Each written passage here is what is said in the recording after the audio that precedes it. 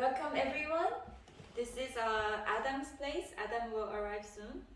I'm Taewon from South Korea, and I will explain about my cycling trip today. Yes, you see the book over there. So I'm gonna start with the, yes, this is the book. I'm going to start with the intro video so that you get a kind of the summary of the trip in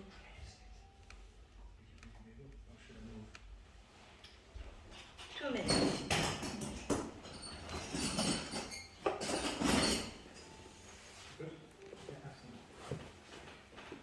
So I filmed this 5 years ago, and the cycling trip was 6 years ago. And I would like to share with you what I did in my 20s and what I learned from those experiences. So first of all, what I did most recently is called Cyclist project. So what I did was I cycled along the Silk Road along 14 countries, and I interviewed tech companies in each countries, and I hosted a seminar in all of those countries. So these countries were China, Kazakhstan, Azerbaijan, Georgia, Turkey, Greece, Macedonia, Albania, Montenegro, Croatia, Italy, Switzerland, France, UK, and South Korea. So what I learned from this trip is that I built confidence through the experience. I worked as a journalist for 5 years, and I always wanted to start something by myself. And through this experience, I realized my dream, and I got funded from 14 companies, and I really thought, oh wow, I can also do this kind of project and get funded, just like the startups I interviewed. So it was very amazing. And before that, I worked as a tech journalist. Oh, it's kind of long video, so I will cut here. And then, so this presentation is actually very long. If I do like full, then it's like 1 hour, but I will keep it short and let you guys ask questions. So it's basically 2 parts. It's how I prepare the trip and the actual trip. So I think it's more important how I prepare the trip, because like travel stories, you can read it from the book, and I can share the book with you guys. So I will focus on how to prepare the trip so that you can actually do it, because that's my main message. Anybody can do this if you have time. Yes. That's my message I want to tell you. Thank you again for Christoph, because he interviewed me 4 years ago. It was the most detailed, concrete, and many questions I ever received about my cycling trip. So it also took me 6 months to answer those questions. So thank you, Christoph. I really wanted to meet him. He actually invited me to Budapest. I couldn't make it because it was Corona times. And after 4 years, we met. And that's why I decided to do this meetup, because I usually just travel and don't share. But I thought, like, since Christoph is here, I thought it's meaningful that I actually do it here. So can I ask, like, how did you reach her? How did you know that there is a person who traveled? I had a bicycle association with a Scottish friend of mine. We ran for 10 years. And every 6 months I made an interview with people who had a boat, and where they had to give up the boat, they cycled to rent another boat, or they cycled around continents. Or there was, for example, a Japanese guy who said he wants to become an adult man. What does he have to do? He needs to meet his country. So he cycled around every island in Japan.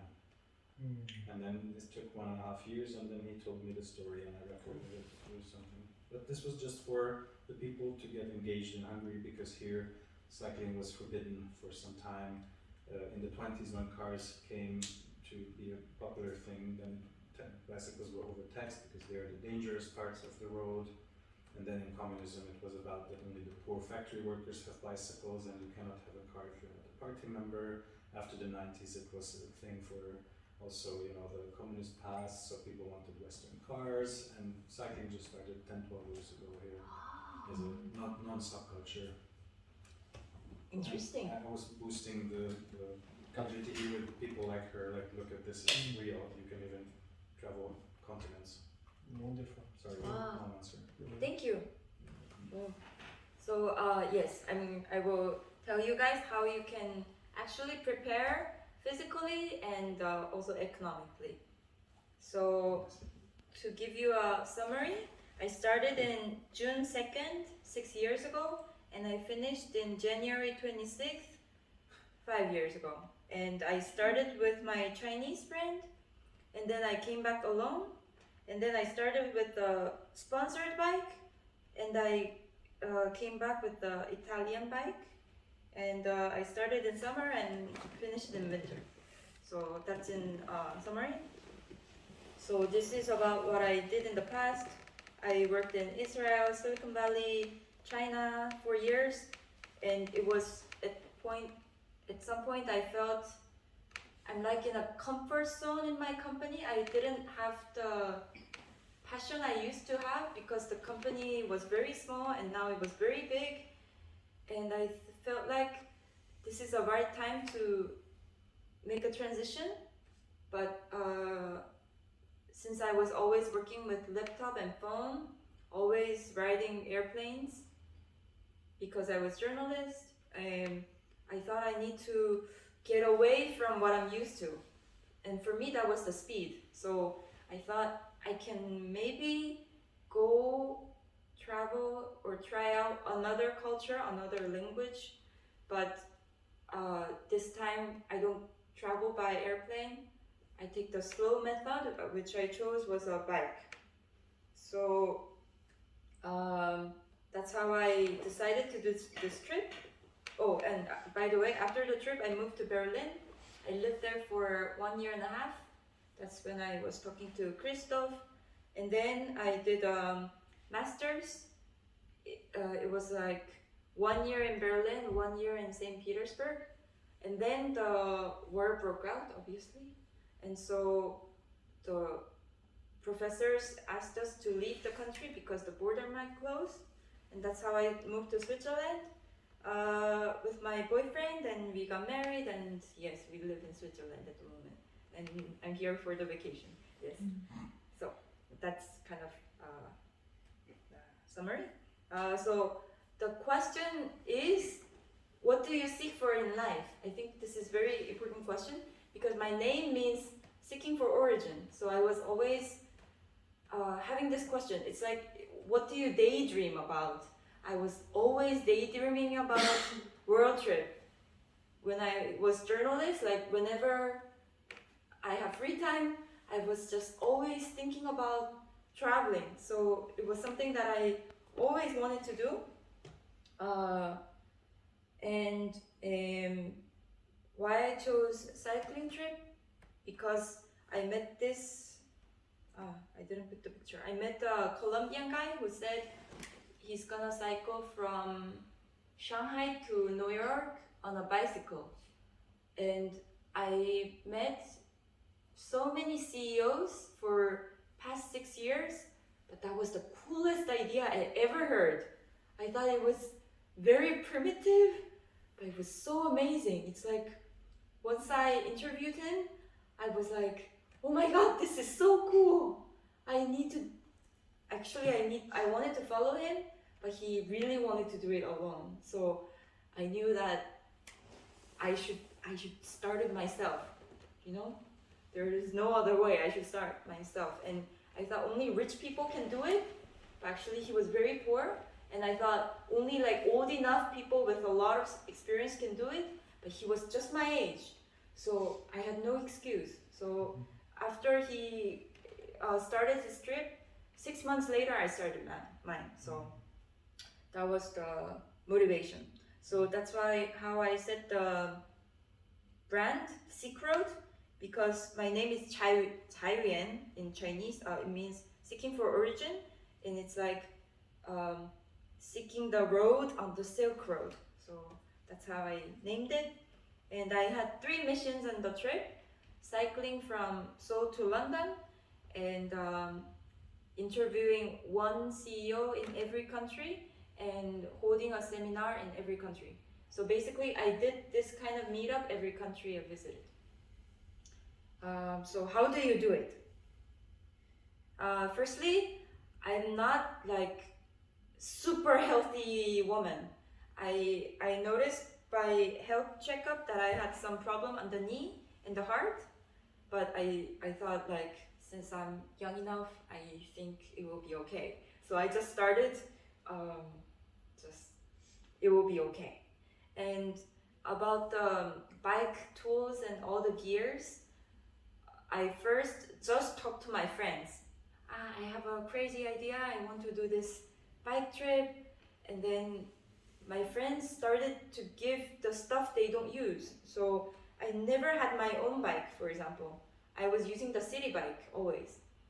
And then my friend lent me her road bike, and other friend of mine gave me his the bike back. And just like this, I started to cycle, and I prepared in 90 days. So I will tell you how the calendar actually went. So 6 years ago on Women's Day, March 8th, I cut my hair short because I really decided I'm gonna do this. So I cut my hair short, and then I met Dominique, who is a very important woman on my trip. I will talk about it later. And every Tuesday is my action day. So I really thought I need to get sponsors. I need to find sponsors. And for example, and my goal was all the Chinese big companies like Alibaba, Tencent, Xiaomi, Huawei, like all the big Chinese companies. And I made PowerPoint for each of the companies.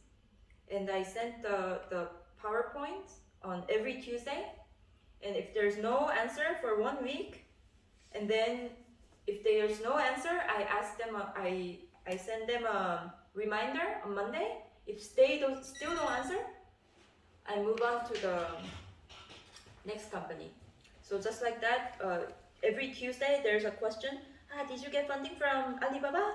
If no, then reach out to Xiaomi, for example. Yeah.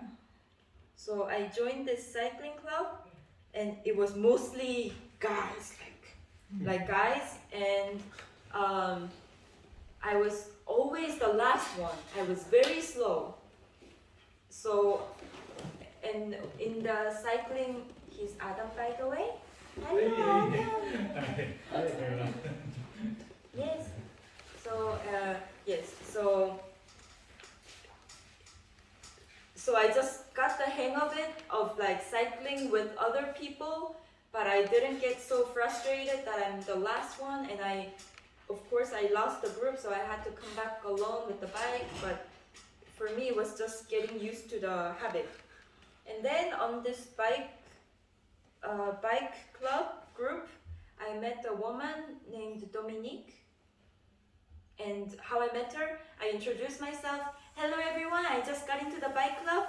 I want to cycle from Shanghai to Istanbul, and nice to meet you. At that time, my goal was Istanbul because obviously I didn't have guts to cycle that far to London. So initially it was Istanbul. And then like this woman... It's already more than half. Huh?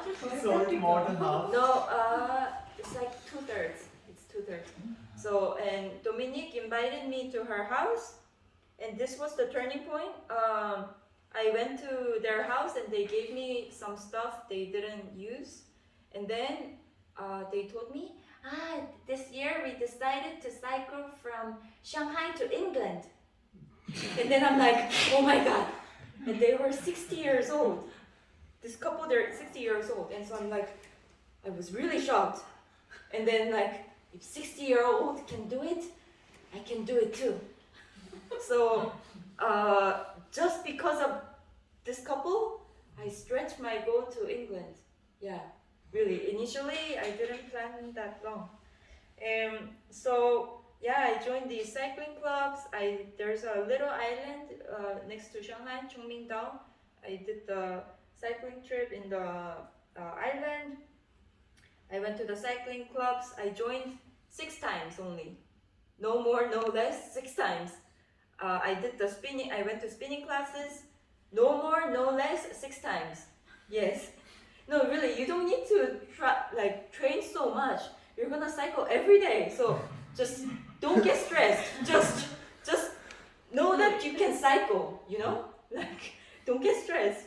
And then in Shanghai, somehow there's many people who actually have experience because China to Europe is of course connected. So I bet in Beijing or Shanghai you can easily meet someone who already did the trip. So I visited David.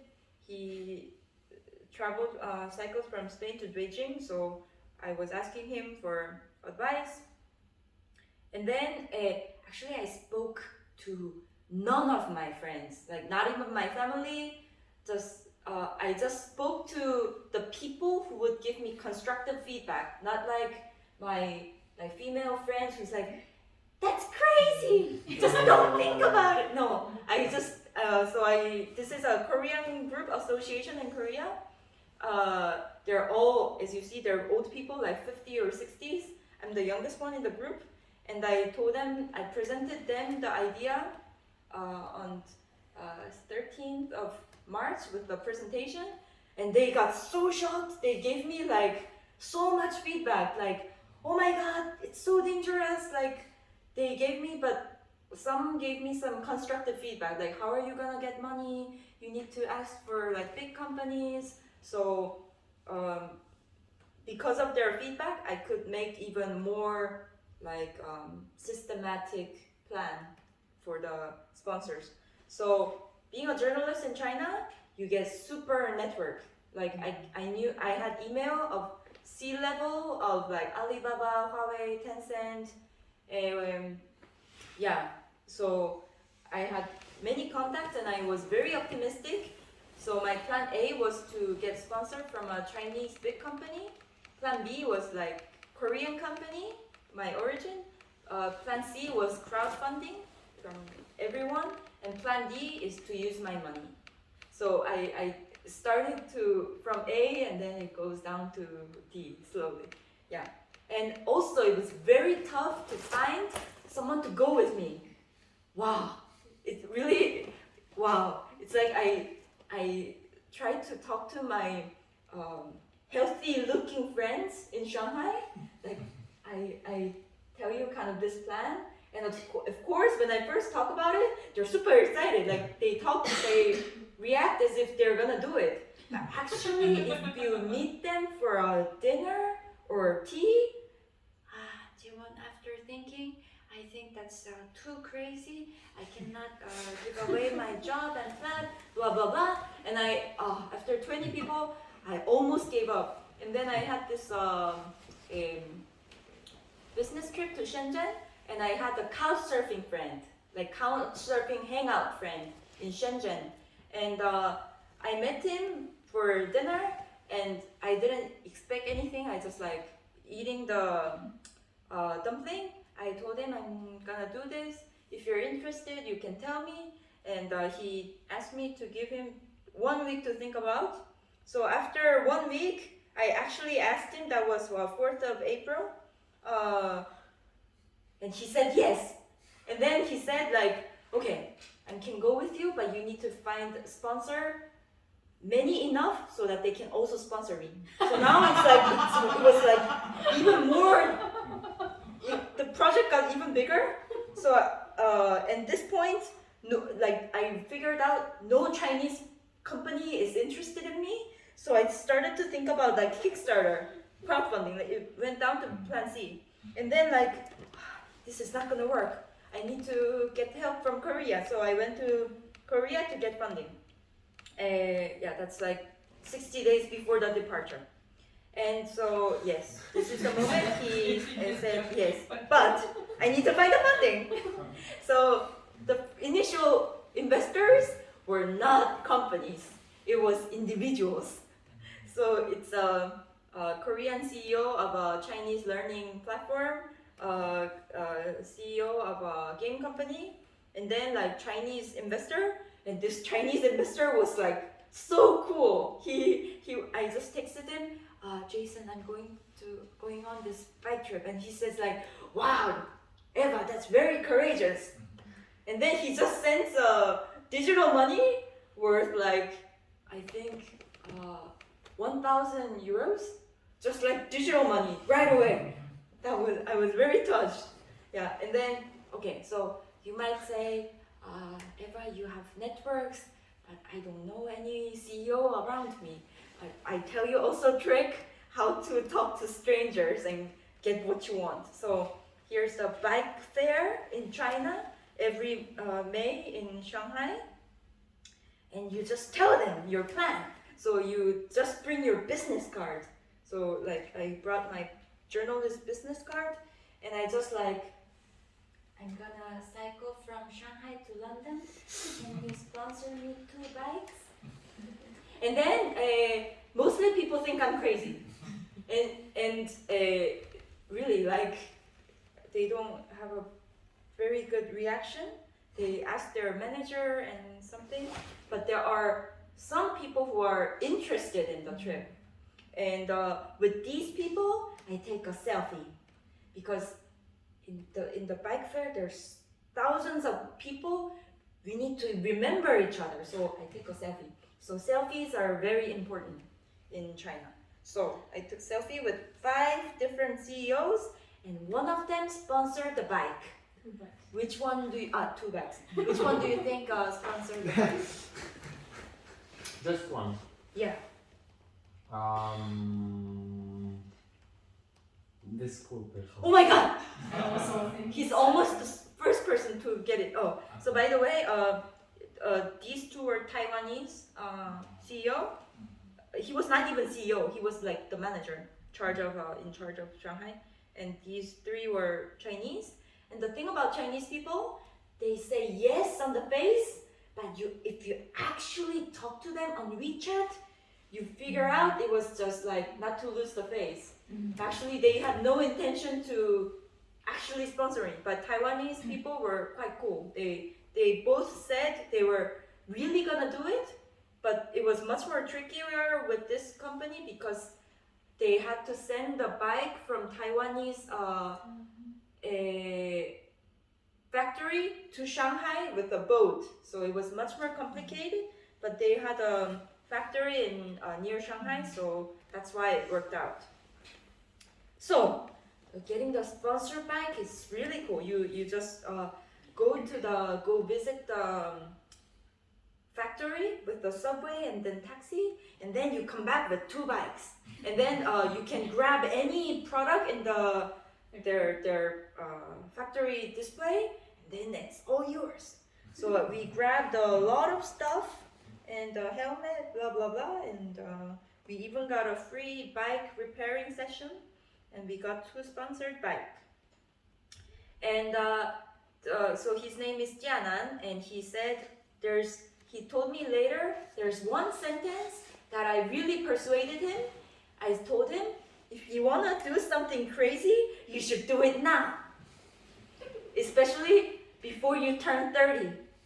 Yeah. And because I was 29 at that time, so yes.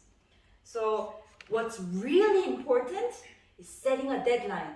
Because if you don't set a deadline, you just stay forever trying to get the money. So it's really important to set a deadline. Now, how do you set a deadline?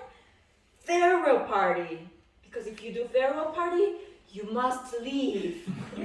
So for me, this was the real stress coming.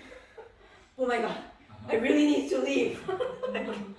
And really, the magic happens because you have a deadline. Because like, really, no joke, one day before the farewell party, I got the main sponsor. And they sponsored me 10,000 euros.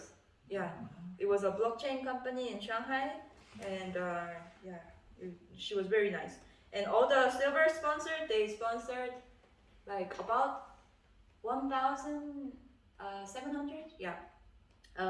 They're all Korean companies, a travel company, NGO kind of, and investors like a VC firms, and a microphone company.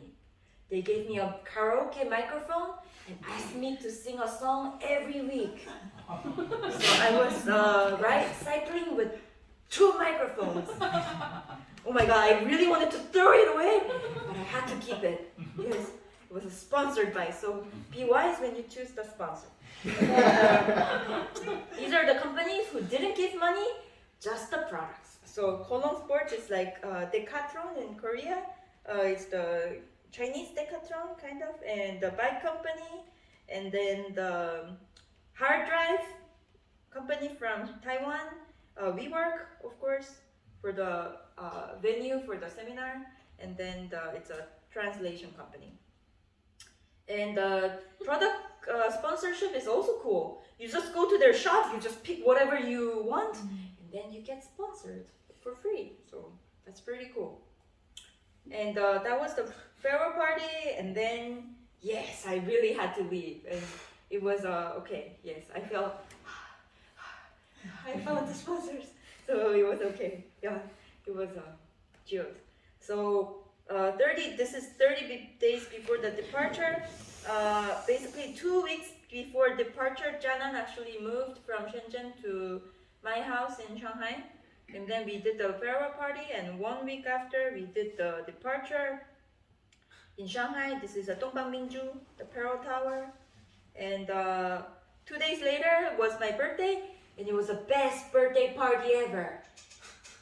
I have no family or friends, and in a foreign city, but I realized my dream, so it was really amazing. So from here, I will let you guys ask questions because yes, it's about the trip. Yes. But just to skip the parts.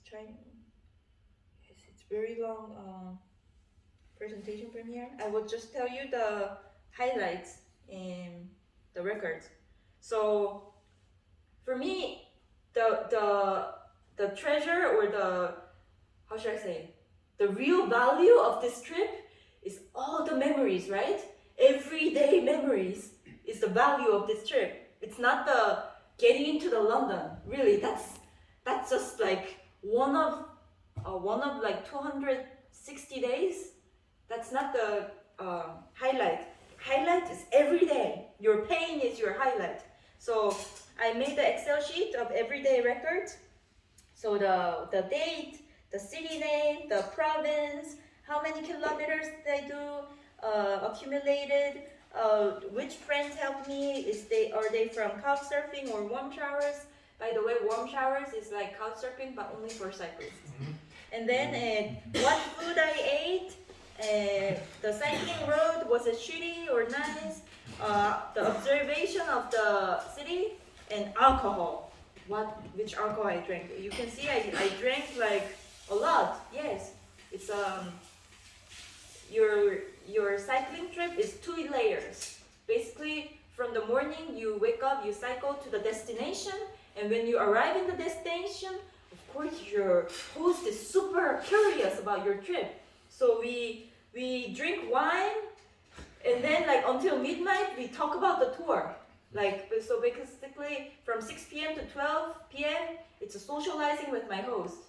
So actually I don't have time for myself. So after talking to my host until midnight, drinking wine, and then I come back to my bed and I need to write diary. And singing. That's why I didn't sing so much. Yes. So I have this records, and that became the base of my book, basically. And so the longest cycling in one day is 163 kilometers. Usually in summer I do 80 kilometers. In summer and winter 80 kilometers. In autumn usually 120. And this was kind of exceptional.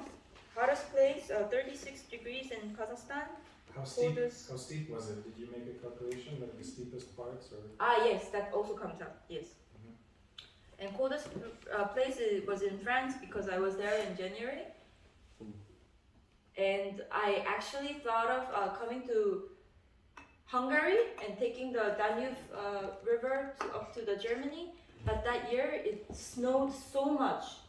From November it was snowing so much, so I stick to the coast. That's the reason I traveled like Balkan countries on the coast, not the inland.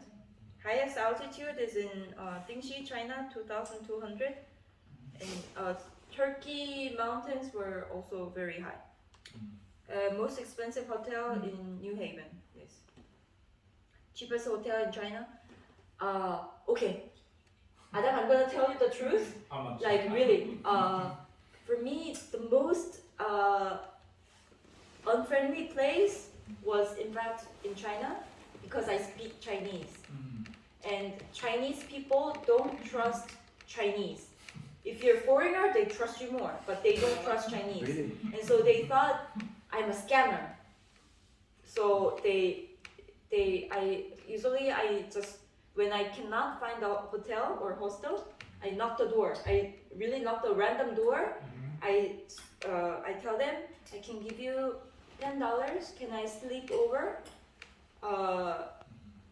And I tried that in China and Kazakhstan.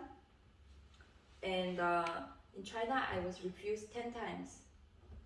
And I had to somehow find a place to sleep, and it's here. And other countries were nicer. In Kazakhstan, in 6th attempt, I found a host. And in Turkey, I didn't have to ask because they were inviting me first. So Turkey was super nice. So it's total 71 hosts who hosted me during the 8 months. Yeah. So yes, you can ask me some questions. I'm happy to answer. Oh, that's very cool. You said about your motivation is meeting people who have the same how would I say, the same motivation. Yeah. But what is the objective, or what was the objective? What did you really want to achieve, and did you achieve it? Like after having all these trips, meeting a lot of people, what do you think has changed you? What was the transition, you, Eva, before and after? For me, this achievement, like getting into London, was like really tremendous achievement because in my life I never achieved a long-term goal. Mm-hmm.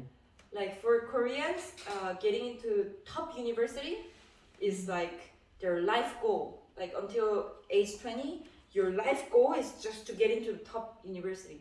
And I couldn't get into the top university. And so I always feel like inferior in Korea, and Koreans actually express that.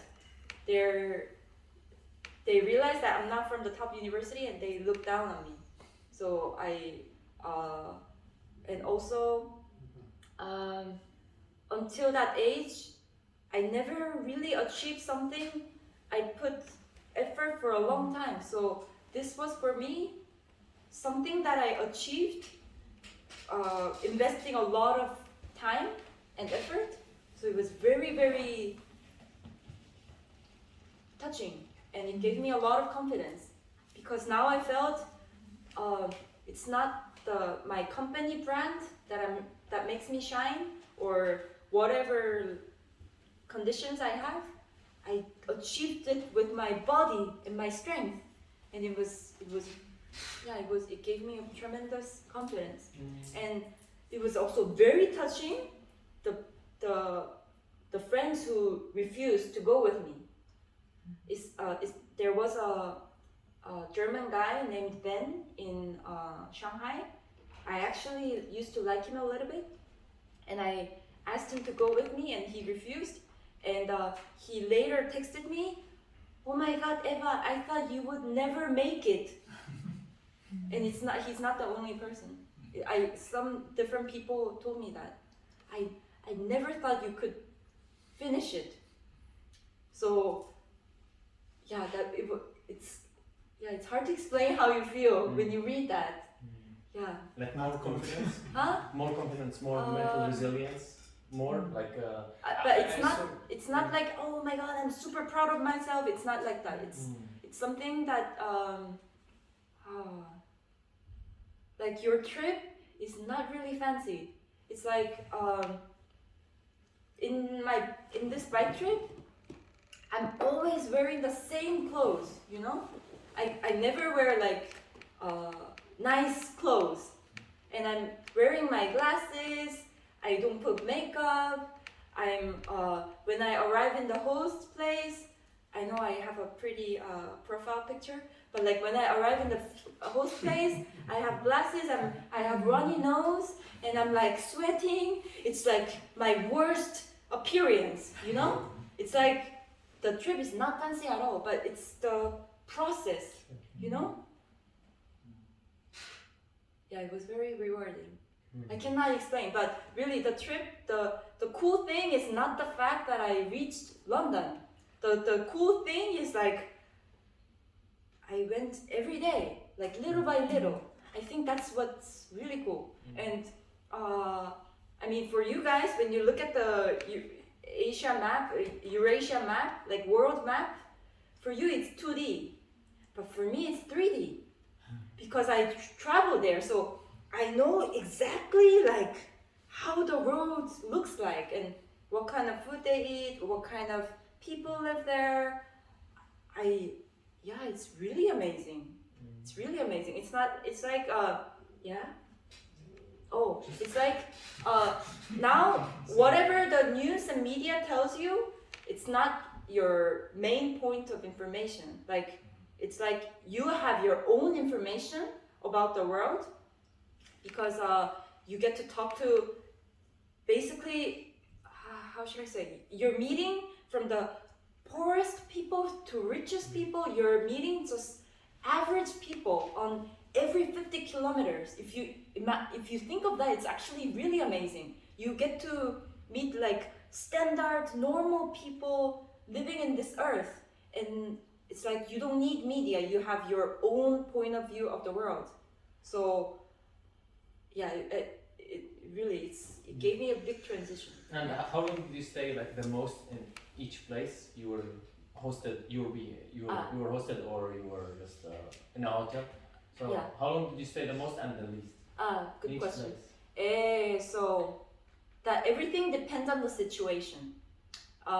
So the longest stay is 1 month in Xi'an, in China, and I had to stay 1 month because my Chinese friend. So basically, South Korean passport was that year the best passport, because we had the Olympics that year. So we had very good friendship. So I didn't need any visa. Just Azerbaijan, like a digital visa, you pay like $30.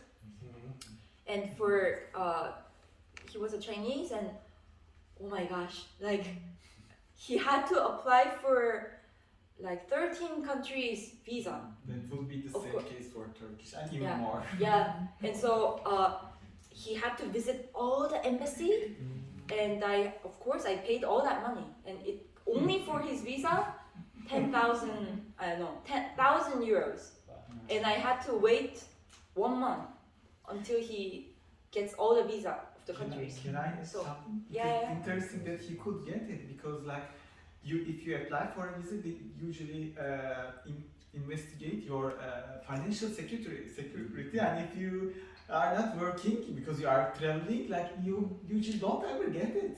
So it was lucky that he could get it, because I think the sponsor contract kind of helped, because we had like a lot of company names on the contract. So for example, for Kazakhstan, he got a business visa. So things like that, yeah. They got it. And the least, from like us. the least stay, you say the most was like 1 month. And yeah. the least one? And the least, actually, it's because of the hosts. Because some hosts, they can only host me 1 day.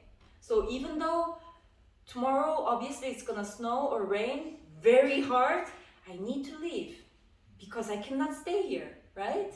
And so, it depends on usually I stay longer in one place because the host allowed me to stay longer, or the weather was really bad the next day, or because in the capital cities, I had to interview one CEO and run the seminar. So in big cities, I stayed like at least 3 days to long, 1 week.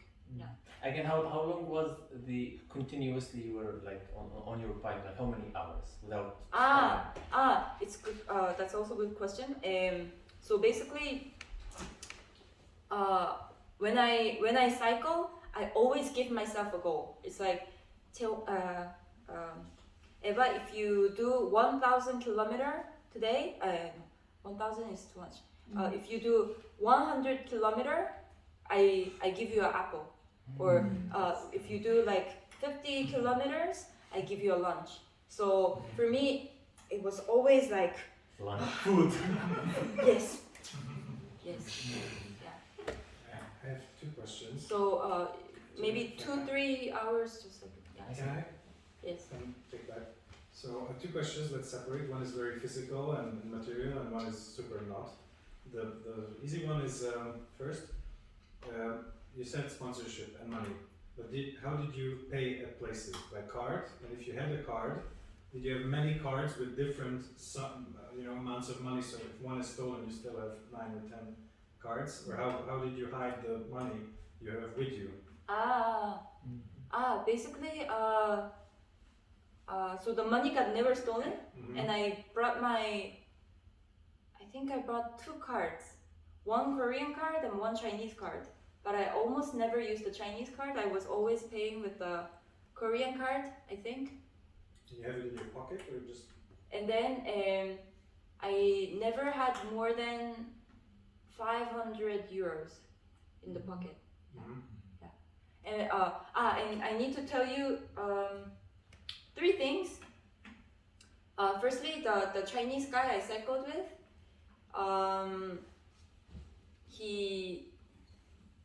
it was in Turkey. It was in Trabzon. He asked me, "Can you? I want to buy the airplane ticket now. Can you give me 800 euros?" So I gave him 800 euros, and then the next day, he left me with. Yeah, he took some devices and he left. And then he blocked my contact. So he gave up. No, he just went on his way. Yeah. So from Turkey, so basically half of the trip I did with him until Turkey Trabzon. That was almost the halfway, and then the half of the trip from Turkey I did by myself. There is something wrong with Trabzon, I don't believe it. Okay, so he still. Landscape is very nice, but it can get a bit. Yeah. I saw his he still has a couchsurfing profile, and based on his references, I noticed that he made it until France.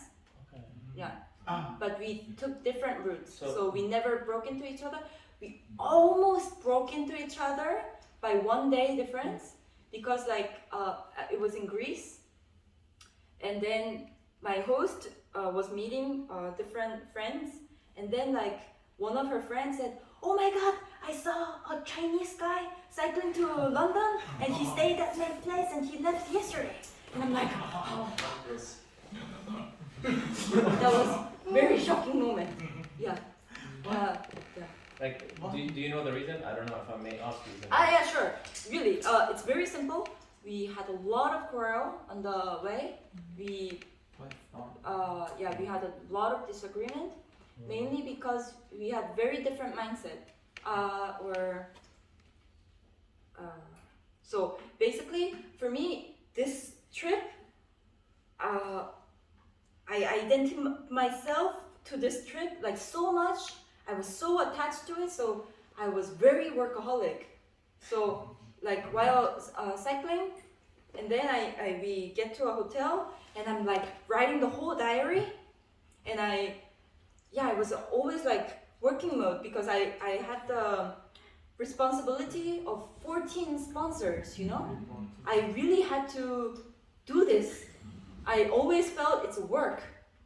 Really, it's just that I'm not working as a journalist. It's also a work. Completely. I have to do social media, blog, everything.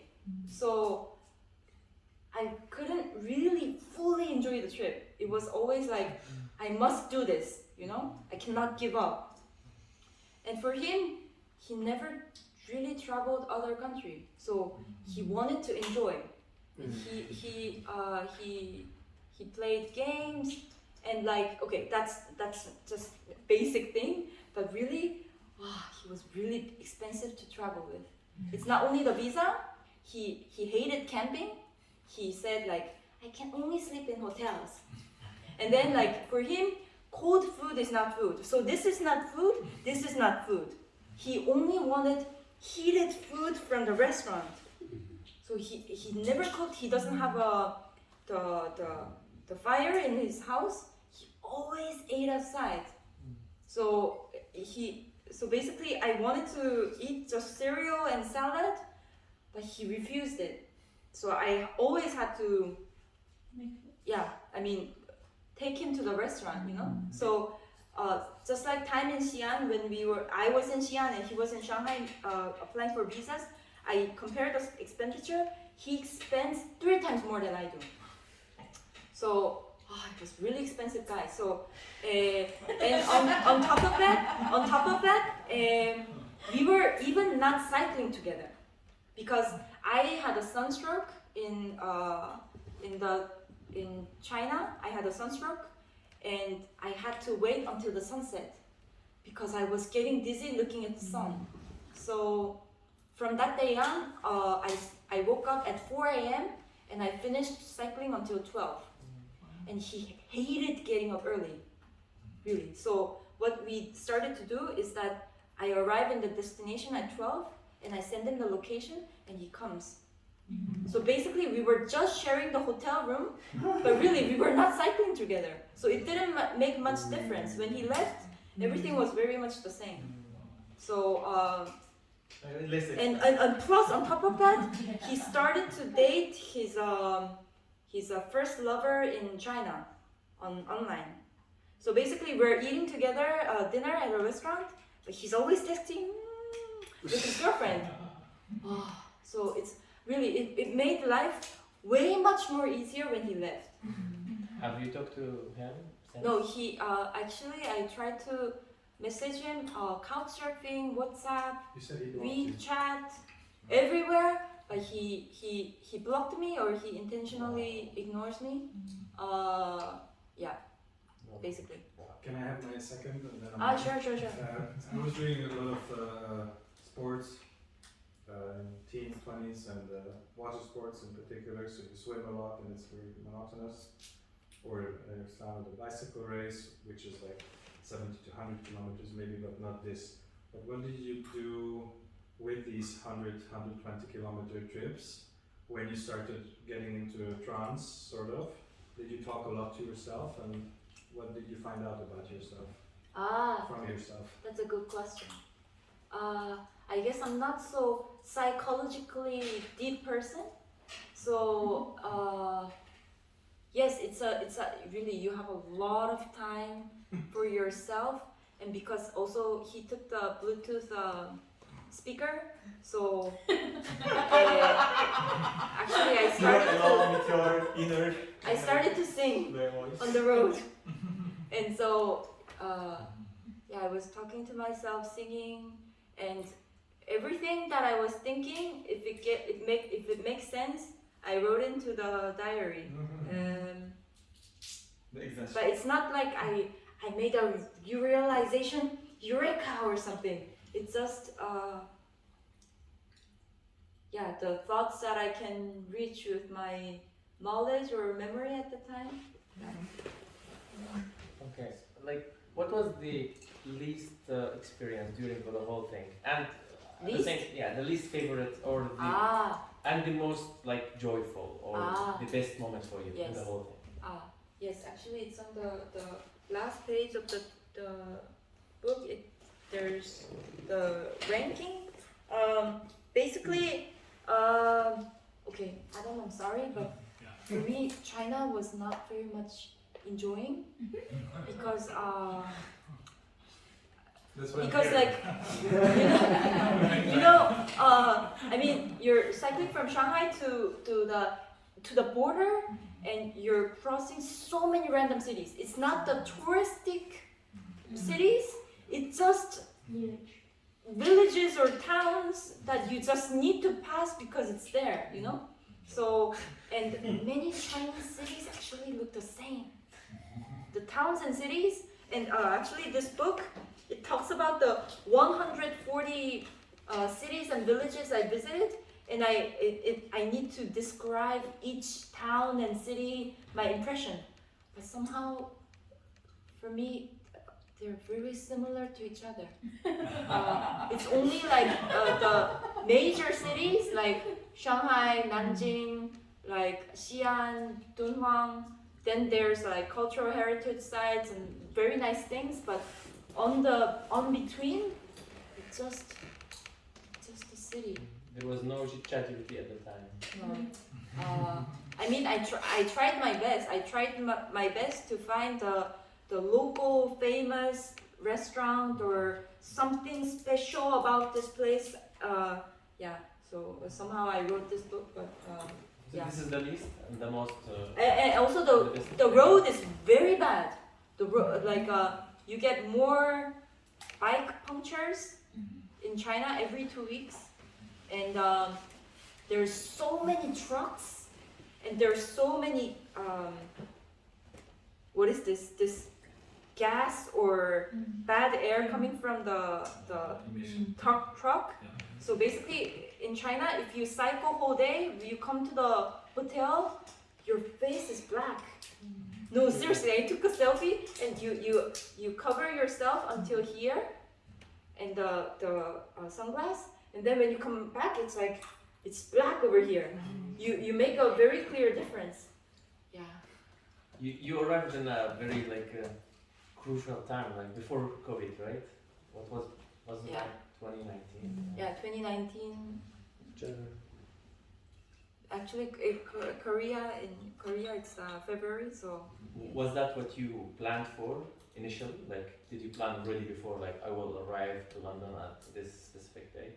Was January something? Actually, initially, when I stretched the goal to London, I thought, maybe it will take 8 months.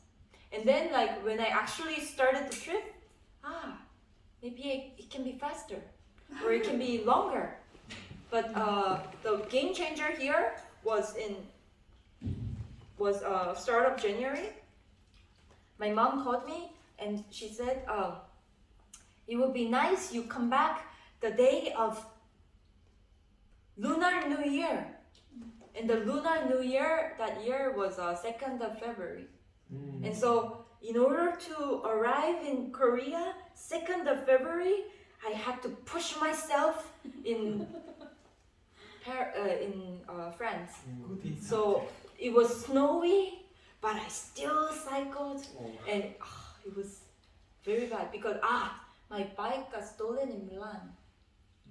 In So, Milan. Yeah, in That's Milano, how you got it. my Italy. bike got stolen. Yes, and so What was stolen? The bike? yeah, the bike got stolen, and so I had to buy a second-hand bike, and it was a very normal city bike. It was 170 euros. Like, I just wanted to. It was just like 1 month left, so I just wanted to just bike. So, and it was a very shitty bike, so my butt was hurting very bad, and like. Yeah, I just had to do it because I wanted to come back to Korea on time. So when I reached London, I came back to Korea with the bike, and then I cycled from the airport to home. Have you ever fallen? Huh? Have you ever fallen off the bike? Many times. Yeah, I had like a lot of bruises overall. Like, and in China it was a rainy season, and there was so many puddles. And when you have to cross and there's a lot of unpaved roads in China. So no concrete, just like soil, and like soil plus rain, of course puddles. And so, when you need to cross the puddle, you don't know if there's a bump, so you fall off even more. And So you had the first aid with you? Huh? You had the first aid with you? Like were you no, prepared for no, such? no, of course not. Ah. For me, the only medicine I needed was the sunstroke pills. That was overall the most useful thing. Okay. Not even painkiller. Huh? Not even painkiller. Painkiller? I don't eat such stuff. Yeah. For me, the food is the painkiller. Yes. And you didn't tell us the most favorite. Yes. Moment. Yes. So there's I chose 4 top countries. The first one is France, because of the good food, and then it's Turkey because they're the most hospitable, and then it's Greece because they have good food and good people, and Georgia. Georgia bath is also very nice. Yeah. So those are the top 4. Cool. Yeah, like that was like when she was in Italy. That was like a very bad moment. Do you have like such a moment, not a country, like a moment where you found a stand out? You know, like that moment is a stand out moment for you with people enjoying some meeting or something like that. A moment, not a country or Moments. a Yes. specific moment. There's 2 moments. It's the Christmas and the New Year. The Christmas, it's a little bit cheating, but Dominique and David, they're French and English couple, and wow, they finished it really fast. It's like for me it took 8 months, right? How long do you think it took for them? 4 months and 2 weeks, and they're 60 years old. Yeah, and so they were spending their Christmas on Provence, and then they invited me to Provence, and I was in Bologna at the time, Italy, and then I left the bike in Bologna, and I visited them in Provence with the Flixbus, and we spent Christmas together. Wow, that was a very nice place. Yeah, it was a very big house with 80 olive trees. Wow. It's friends of them, and it was very rich house. I'd never stayed in such a big house with a swimming pool and 80 olive trees. Wow, it's so Yeah. fun. Yeah, wow. Yeah, and then another one was basically the day after my bike was stolen. It was a last day of 2018, basically. So I lost the bike basically one day before the New Year's Eve, and my couchsurfing host, he took me to his kind of family house in Lake Como in Italy, and with his friends and family, we spent the New Year's Eve together in an Italian way. That was very nice. So that was those 2 were very nice moments. And you went from France to the UK by airplane or how? Where? From? Like from France or from Spain or How how did did you you pass go? the How launch? did you? Boat. Always boat. Boat. So I took ferry 3 times when crossing from Kazakhstan to Azerbaijan. There's a Caspian Sea. 36 hours by ferry, and then 36 hours? yeah, because there was a little storm in Caspian Sea, so it usually takes 24 hours, but mine took longer. No airplanes. That's cool. How do you design your itinerary? Like, do you plan far in advance, or you really just depends the weather, that's depends also a the good question. condition? Yeah, so you just need to know where you want to be in 2 weeks. You don't need to know more than that. Like just to for example, right now I arrived in Ancona in a port of Italy, and then I want to get to Milan, and then you just put the Milan as your destination on Google Map, and of course it tells you which cities I need to cross. Then all that cities become my one-day destination. Like, and then I calculate 50 kilometers, 120, and in Turkey, one city to the other was 160. Yeah, it's the day I rode the longest, and I could do that because my host was living 160 kilometers further. So I had to do it. If I want a chimney on my head, I just need to finish it. You know? Yeah. So you just do it because you want to stay with your host. Really, that's the trick. Really. Just do it. Yeah. But do you have a tent with you so that like having tent? Yeah. Yes, I had a tent, but actually I gave it away in Cappadocia in Turkey because it started to snow. Okay. And actually, I was afraid to sleep alone in the nature. Oh. Yeah. So you died? I was not afraid of humans. I was afraid of like Wow. I don't know unknown things. Yeah. I'll be So more afraid I of would humans. I could just really knock on the stranger's door and ask him if I can stay over. It's like I'm not afraid of humans, but really I was like Why did you trust the humans so much? Huh? Why did you trust the humans? Like, because blindly. of course I also had some bad couchsurfing experiences, but I feel like we can always communicate. We're humans, right? We can communicate. I can persuade, right?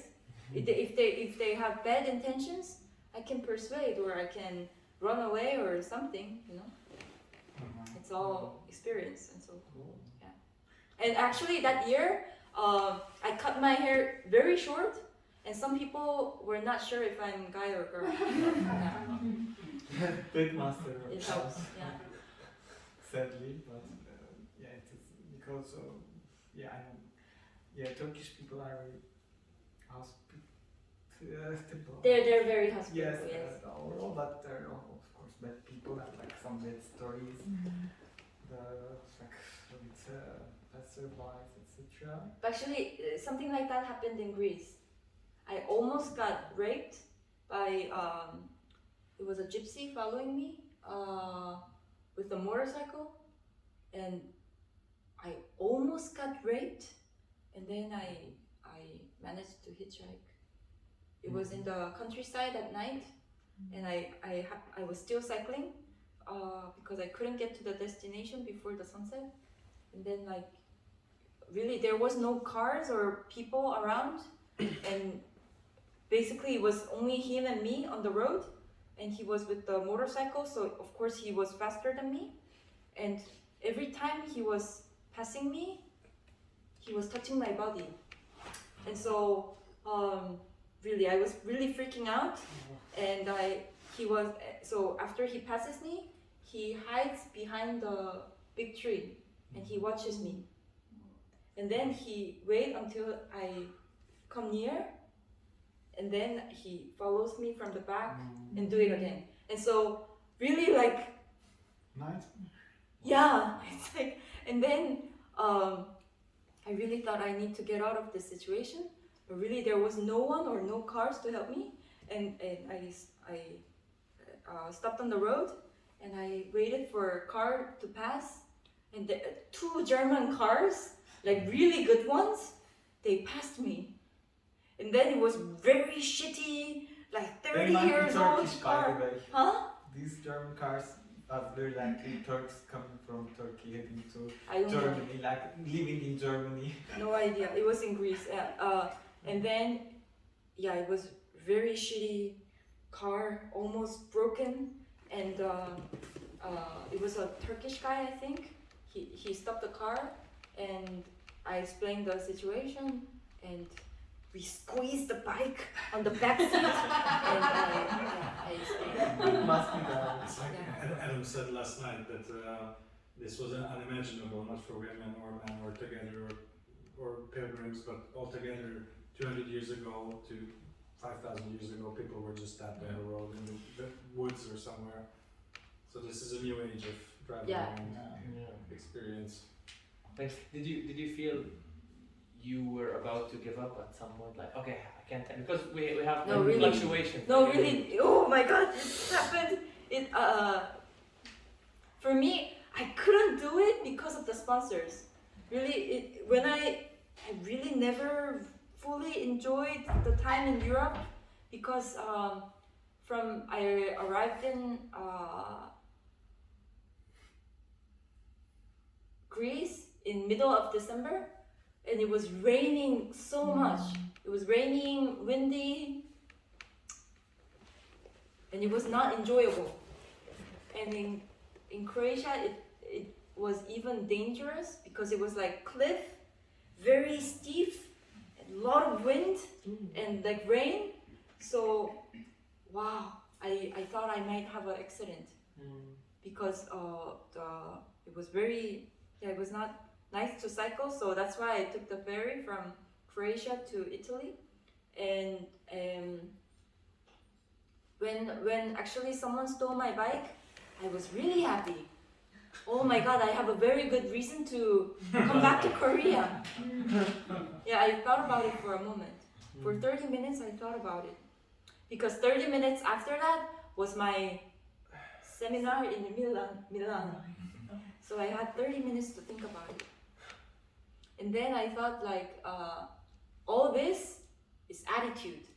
It's like, basically, me and this trip, it's my attitude to my dream. And if I stop here, that's not a good attitude I showed to my long time dream.